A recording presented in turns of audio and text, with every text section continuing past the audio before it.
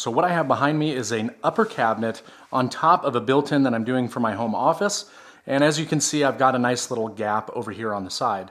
So the purpose of this video is I'm going to walk you through the steps on how I am going to scribe and fit the filler strip that will actually cover this area. Now here's a better view of what I'm trying to achieve. You'll see right here I already have one of my filler strips installed.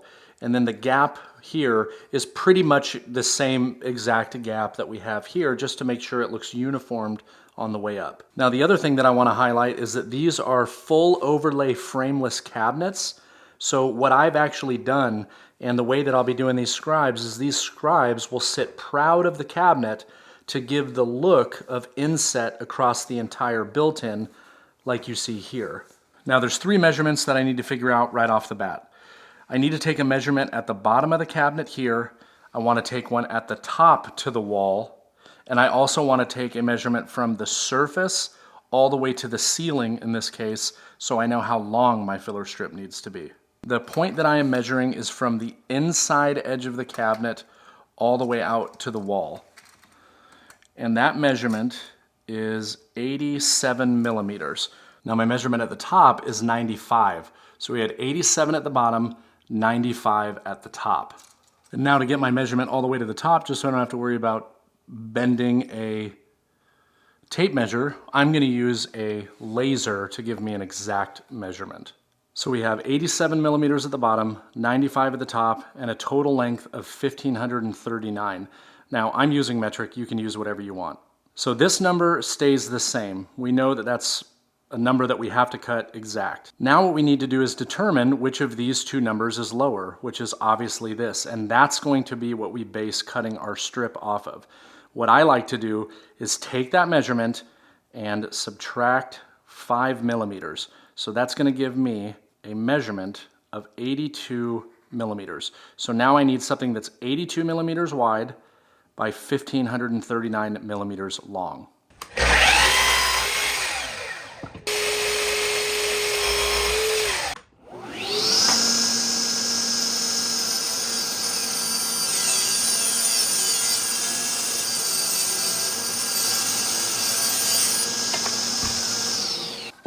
Now next what I want to do is I want to make sure that this fits, in this instance, for the height. I want it to be nice and snug in there, and this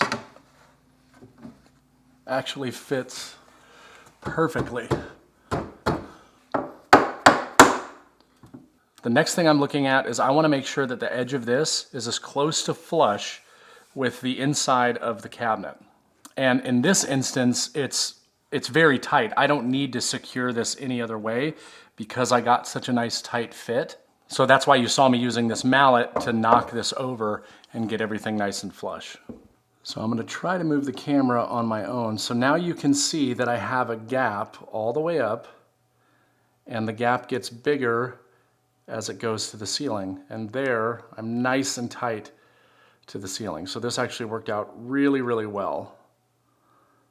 Now what do we do with that gap, and why did I leave a gap in the filler strip? So this is why we left the gap, because we know that we're going to be moving this filler strip over the thickness of this side panel. So the gap over here does not matter as long as the gap is not wider than the thickness of this panel, if that makes sense. So the way that we're going to achieve that is I'm going to take a cut-off piece of material, same material that I'm using for the cabinet, and the smaller you can go, the better, because it makes less surface contact. And by having less surface contact, it's actually going to follow the curvature of the wall a lot better. And we're going to take this block and we're going to take a pencil and we're going to start at the top and we're just going to move our way all the way down, putting this piece of material against the wall and the pencil on the inside scribing that line. Before I move on to actually scribing, there is something that I did want to mention because I didn't really talk about that. In this case, I have a perfect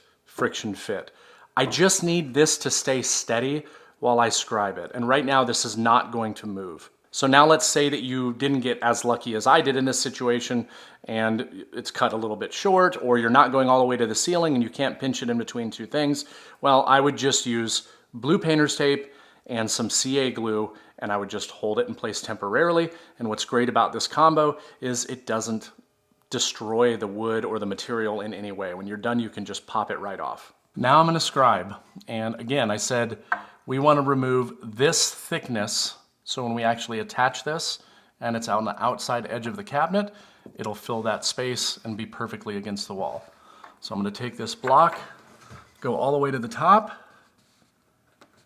and then I'm just going to run my pencil and that board all the way down, transferring the line.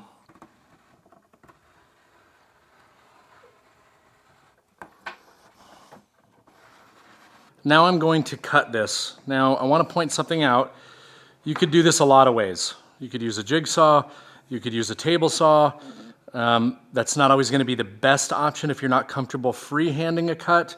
But what I want to point out is that the distance from the line to the edge is wider there than it is here. So that eliminates pretty much the ability to use a fence.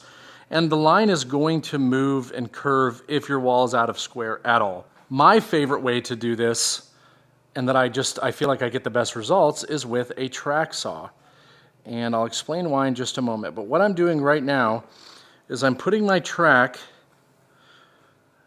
on the material, and I am not putting it directly on the line.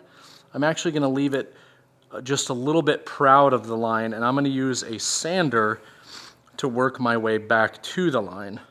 I like to use the track saw for two reasons. One, I know I can just put my track on the line, and the other one is I like to just create a quick back bevel. Now typically I will do a, say, 15 to 20 degree back bevel. In this case we'll do 15 degrees. Once I get it set at 15, I lock it in, and now I'm ready to make my cut.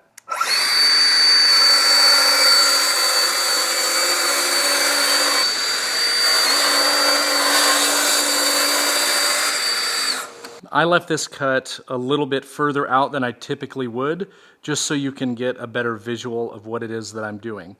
So I need to work this material here off and get it to that line, because that line is the representation of the wall.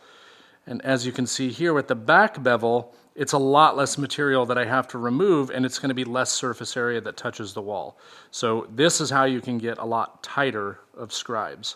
Now this is one of my favorite uses for this sander, and that is using this small sander just to go ahead and trim that back. So let's go ahead and do a little section real quick.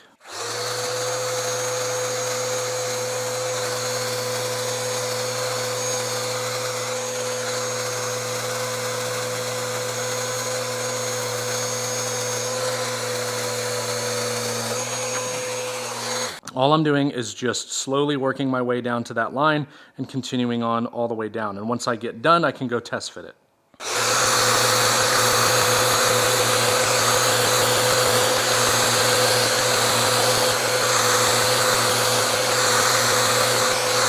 Now I like to do a quick test fit before actually installing it, just to make sure that it comes up against the wall the way that I was planning. Get this over.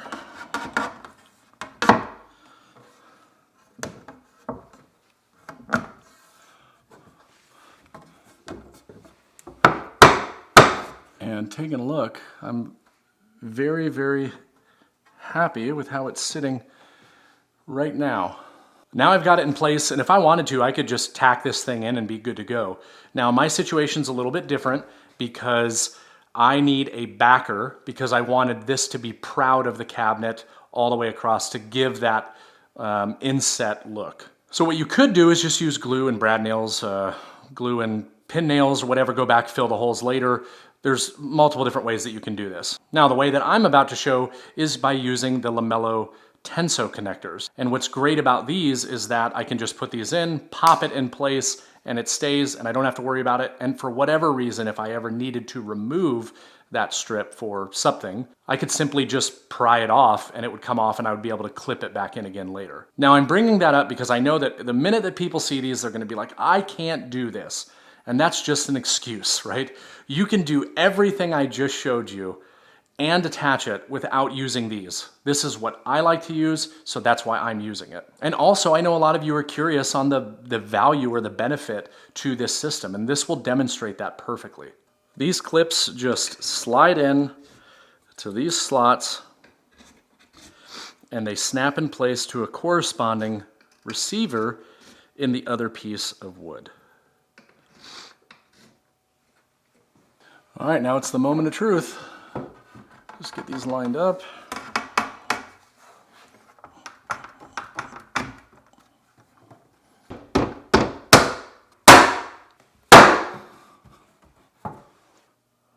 Just give you a quick run through. Nice and tight to the wall, all the way to the ceiling. And just like that, I have a perfectly scribed filler strip to the wall. And that is rock solid and not going anywhere. Hopefully you can see the value in a system like that for a job like this. It really has made this process a lot easier and a lot more enjoyable. Now, if you'll excuse me, I need to do the same thing up at the top. Thanks.